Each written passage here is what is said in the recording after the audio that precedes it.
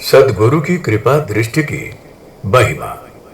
गुरु गीता का प्रत्येक महामंत्र गुरु भक्ति का गीत है।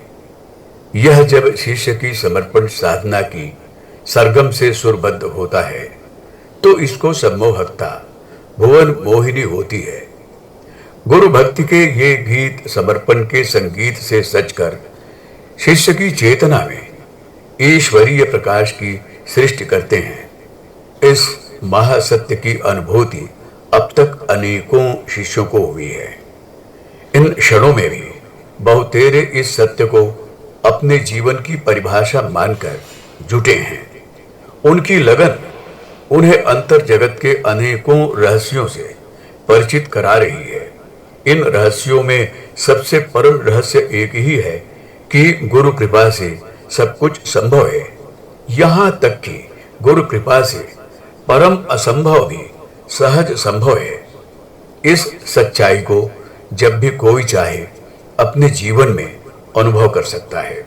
गुरु समर्पण की भक्ति कथा में रमे हुए शिष्यों ने गुरु गीता के पूर्वोक्त मंत्रों में भगवान सदाशिव के इन बोध वचनों को पढ़ा कि गुरुदेव के चरण कमल संसार के सभी दावानलों का विनाश करने वाले हैं।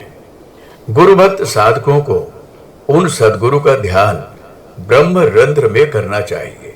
यह ध्यान चंद्रमंडल के अंदर श्वेत कमल में अकत आदि 3 रेखाओं से बने हंस वर्ण युक्त त्रिकोण में करना चाहिए। ध्यान की यह गुप्त गोपनीय विधि अपने परिणाम में साधक को अध्यात्म साधना का चरम फल देने वाली है। जिन्होंने भी इसे किया है वे सद्गुरु की कृपा के श्रेष्ठतम प्रसाद को पाने में सफल हुए हैं।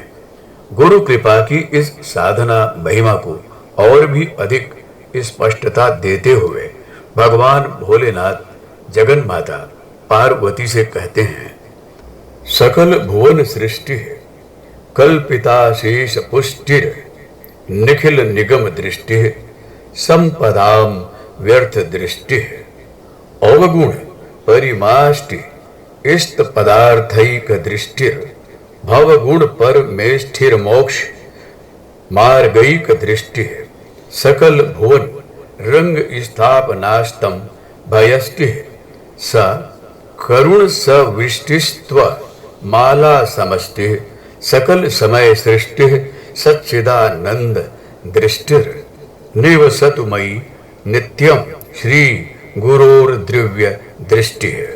धन्य भागी हैं वे शिष्य जो निरंतर इस बात के लिए प्रार्थनाशील हैं कि श्री गुरु की कृपा दृष्टि उनमें नित्य निवास करे। उनका हृदय अपने सद्गुरु की दिव्य दृष्टि के आलोक से आलोकित रहे। श्री गुरु की कृपा दृष्टि से ही समस्त जगत की सृष्टि हुई है। इसी से जगत के समस्त पदार्थों की पुष्टि होती है। समस्त सत शास्त्रों का मर्म इसी में समाया है। श्री गुरु की कृपा दृष्टि मिलने पर ही जगत की समस्त संपदाओं की व्यर्थताओं का पता चलता है। यही शिष्यों के समस्त अवगुणों को धुलकर परिमार्जित करती है। तत्सत्ता यही है। इसी से साधक में एकत्व से युक्त समत्व दृष्टि विकसित होती है। संसार में गुणों को विकसित करने वाली, मोक्ष मार्ग को प्रकाशित करने वाली, सकल भुवनों के रंग मंच की स्थापना का परम कारण यही है। यही आधार स्तंभ है। करुण रस का वर्णन करने वाली इस सद्गुरु की कृपा दृष्टि में पुरुष एवं प्रकृति अन्य 24 तत्व समाये हैं। समष्टि की रूपमाला जीवन के सभी नियम काल आदि सभी कारण जिसमें समाये हैं वह सच्चिदानंद स्वरूप श्री गुरु की कृपा दृष्टि ही है।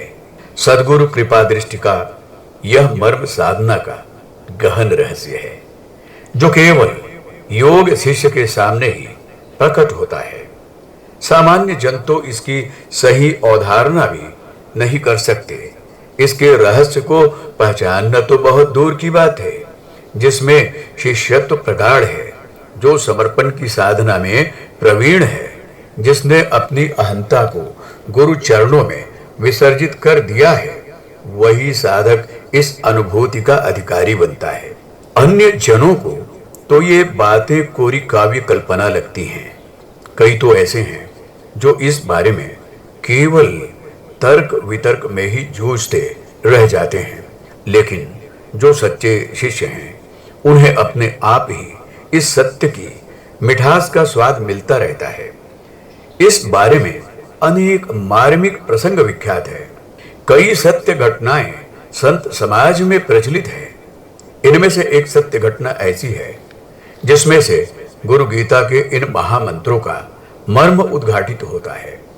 यह घटना विशिष्टा द्वैत संप्रदाय के संस्थापक भगवत पाद श्री रामानुजाचार्य के जीवन की है। आचार्य की कृपा से अनेकों धन्य हुए। इन धन्य भागी लोगों में कुरेश भट्ट की चर्चा होती है। इन कुरेश भट्ट ने अपने सच्चे शिष्यत्व से, सार्थक समर्पण से, स्वयं की अहंता से, विसर्जन से गुरु की कृपा दृष्टि को अनुभव किया, जीवन की सार्थकता पाई, सच्चा अध्यात्म लाभ अर्जित किया। कुरेश भट्ट असाधारण मनीषी, परम तपस्वी एवं ख्याति प्राप्त विद्वान थे। उनके तर्कों की धार, प्रवाह पूर्ण प्रांसल भाषा पंडित मंडली को कुंठित कर देती थी। पंडित समाज में उनका भारी मान था। अनेकों योग एवं तंत्र की सिद्धियां उन्हें सहज सुलभ थी, पर अध्यात्म के यथार्थ तत्व से वे वंचित थे। इस बात की कसक उनमें थी, लेकिन साथ ही उनमें कहीं इस बात का सूक्ष्म अहम भी था कि वे परम विद्वान एवं सिद्धि संपन्न है। अध्यात्म की जिज्ञासा एवं विद्वता के अहम ने उन्हें द्वंद्व में डाल रखा था। समझ में नहीं आ रहा था कि वे किसे अपना मार्गदर्शक गुरु बनाएं।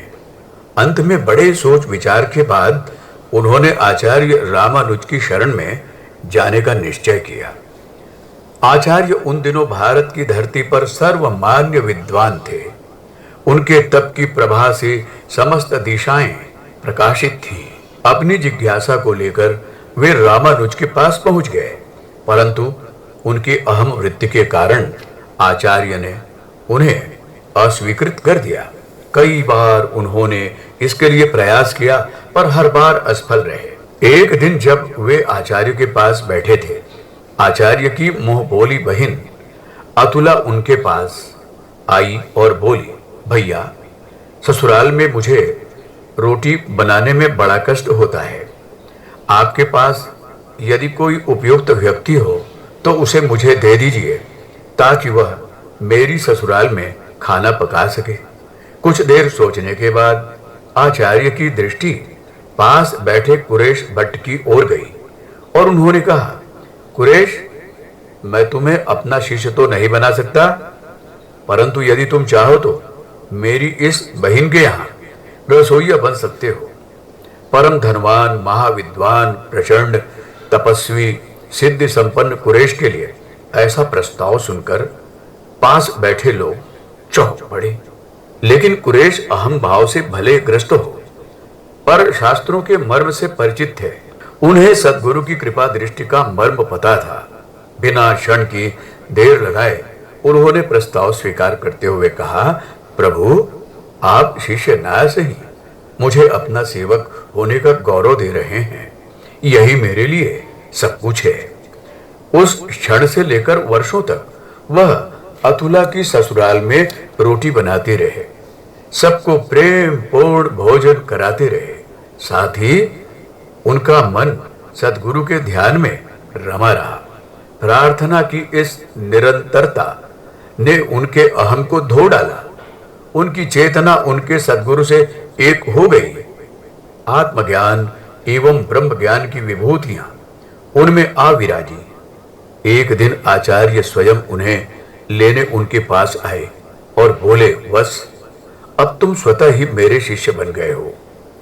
सद्गुरु की अमृत वर्षिणी कृपा दृष्टि को पाकर उनका जीवन कृत्य हो गया।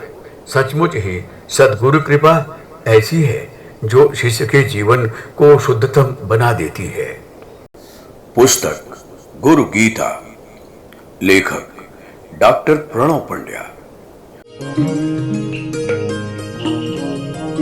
हमारे YouTube चैनल को सब्सक्राइब करें और बेल आइकन को दबाएं ताकि आपको नोटिफिकेशंस मिलते रहें।